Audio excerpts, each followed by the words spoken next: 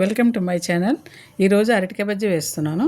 అరటికాయ బజ్జీని ఈ విధంగా ముక్కలు పొడవుగా కట్ చేసుకోవాలి. శనగపిండి తీసుకుని దాంట్లో ఒక స్పూన్ ఉప్పు, ఒక స్పూన్ కారం వేసి చిక్కగా కలుపుకోవాలి.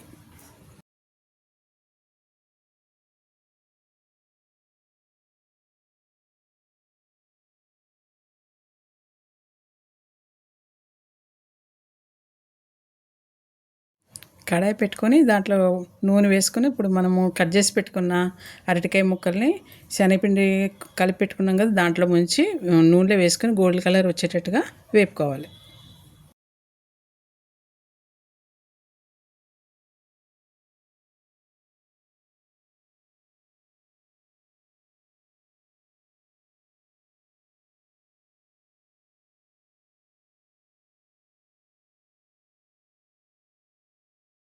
ఒక ఉల్లిపాయ తీసుకుని సన్నగా తరుక్కుని దాంట్లో కొంచెము నిమ్మరసము, ఉప్పు, కారం వేసుకుని బాగా కలిపి ఇప్పుడు కట్ చేసుకున్నాక బజ్జీ కట్ చేసుకుని దాంట్లో మధ్యలో పెట్టుకున్నాను.